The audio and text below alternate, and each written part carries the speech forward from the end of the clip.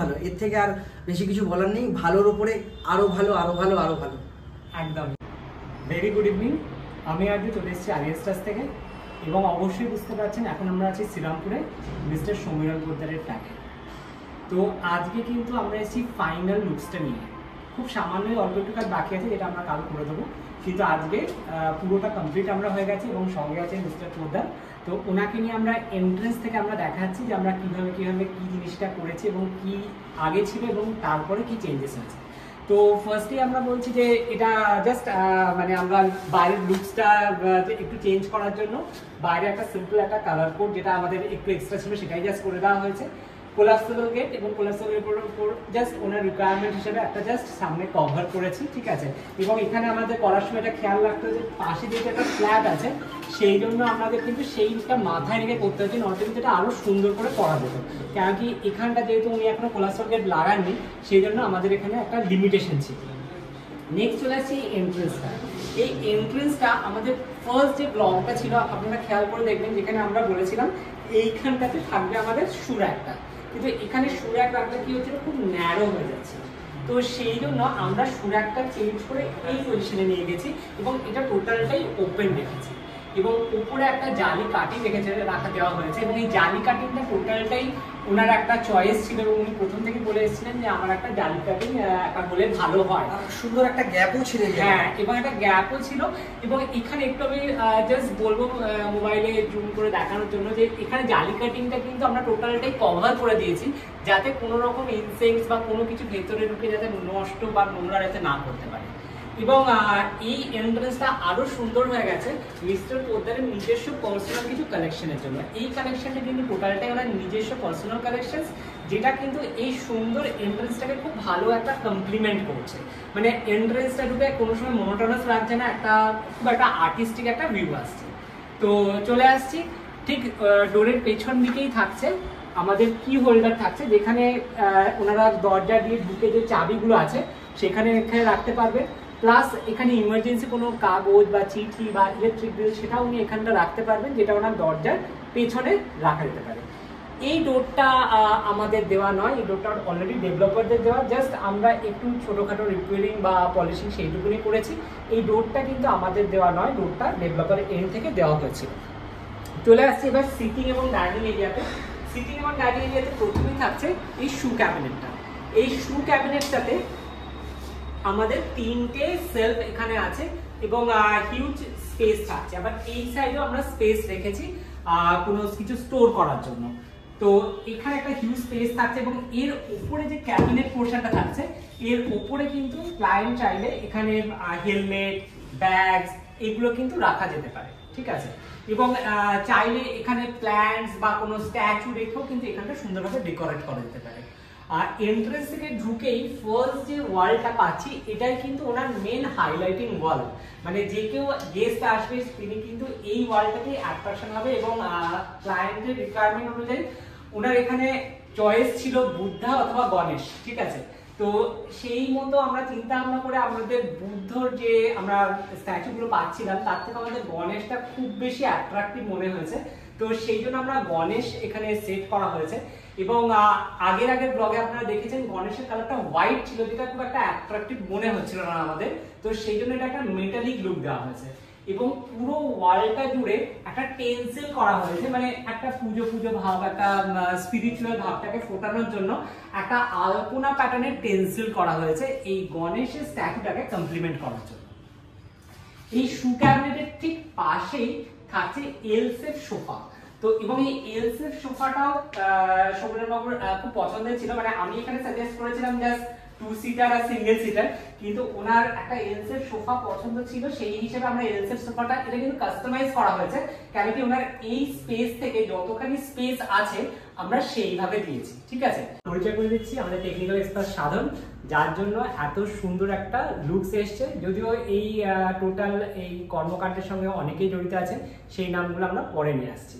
চলে আসছি ওনার কিচেন এরিয়াতে। কিচেন এরিয়াতে ঢুকছি যখন প্রথমেই চলে আসছে বেসিন ক্যাবিনেট উইথ মিরর আছে এবং এখানে একটা স্টোরেজ স্পেস দেওয়া হয়েছে। এখানে দুটো সেলফ আছে যেখানে কিন্তু কোনো জিনিসপত্র স্টোর করে রাখতে পারেন। এখানে ফ্রিজ ফ্রিজের পাশেই থাকছে দুদিকে দুটো প্যারালাল কিচেন। এই প্যারালাল কিচেনটা কিন্তু আমরা অনেক ভিডিওতে আপনাদের সাথে শেয়ার করেছি। ফাইনাল লুকসটা এটা।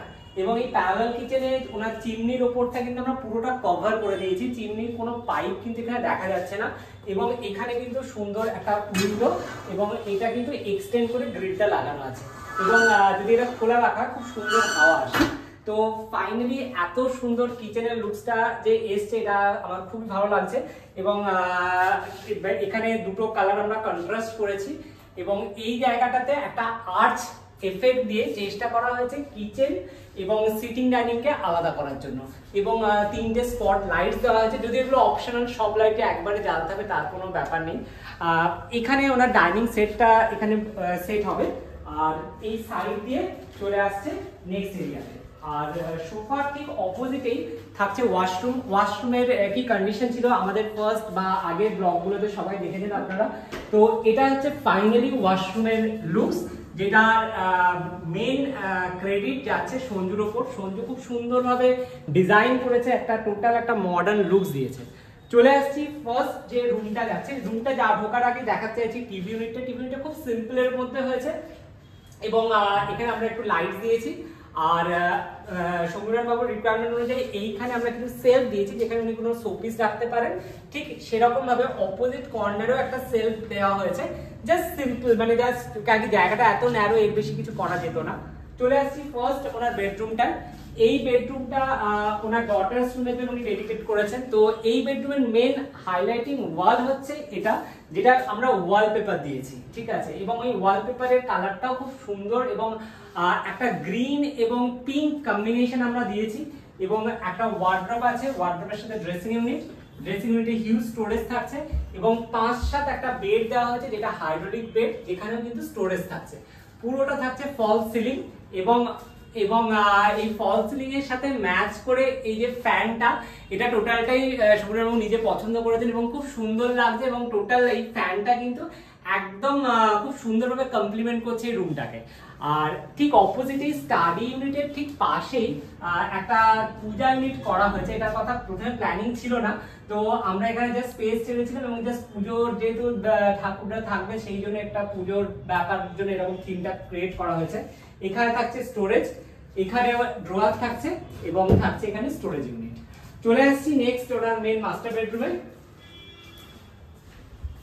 মাস্টার বেডরুমে সেম জিনিস, মাস্টার বেডরুমের মেন হাইলাইটিং ওয়াল হচ্ছে এই ওয়ালপেপার দেওয়া ওয়ালটা এবং তার সঙ্গে থাকছে 6-7 ওনার যে বেডটা কিন্তু ফুললি হাইড্রোলিক এবং এখানে বেডে কিন্তু আমরা সমস্ত জিনিস কিন্তু আমরা স্টোর করতে পারছি। এবং থাকছে সাইডে 3 পাল্লার ওয়ার্ড্রবে কিন্তু হিউজ স্টোরেজ থাকছে, পুরো একদম সিলিং অবধি ওয়ার্ড্রব থাকছে। এবং ওনার ডোরটা ঠিক পাশে একটা স্পেস ছিল, সেই স্পেসটাতে আমরা ক্রিয়েট করেছি ওনার যেটা ড্রেসিং এর জিনিসপত্র রাখার জন্য একটা স্পেস। চাইলে উনি অন্য জিনিসও রাখতে পারেন, হিউজ স্টোরেজ এবং ফুল লেন্থের একটা মিরর আছে উইথ লাইট। এবং অ্যাটাচ বাথটাকেও চেঞ্জ করা হয়েছে, কেন কি এই অ্যাটাচ বাথে কিন্তু একটা লিকেজের প্রবলেম ছিল, সেজন্য এই অ্যাটাচ বাথটাও চেঞ্জ করা হয়েছে। খালি ফ্লোরটা চেঞ্জ করা হয়নি, বাকি পুরোটাই কিন্তু চেঞ্জ করা হয়েছে। এবং এখানে যে উইন্ডোতে যে কাঁচগুলো লাগানো ছিল সেগুলো কিন্তু সব ট্রান্সপারেন্ট কাঁচ ছিল না, ঘষা কাঁচ ছিল, সেগুলো আমরা চেঞ্জ করেছি। খুব সুন্দর, রাত্রিবেলাতে খুব সুন্দর রাস্তাটা দেখা যাচ্ছে, যেহেতু এটা মেন রোডের উপরই ফ্ল্যাটটা। চলে আসছি ওনার ব্যালকনিতে। ব্যালকনিটা খুব সুন্দর। ব্যালকনিতে এখানে আমরা পুরো ফুল লেন্থে শাটার করে দেওয়া হয়েছে এবং গ্রিল দিয়ে এক্সটেন্ড করা হয়েছে। এবং এইখানটাতে একটা যেটা কালার থিমকে খুব সিম্পল, আগে যেহেতু এখানে এসি পাইপগুলো যাচ্ছে, এখানে একদম সিম্পলের মধ্যে দুটো কালার টোনে আমরা রেখেছি। তো এবার ফাইনালি এই ওয়ালের দিকে আপনি এদিকে চলে আসুন। তো আপনি কেমন লাগলো আমাদের সাথে? আপনার ফার্স্ট দিন আপনি আমাদের সাথে রুম ট্যুর করেছিলেন, যেখানে অনেক কিছু প্রবলেম ছিল, তো এখন কেমন লাগলো?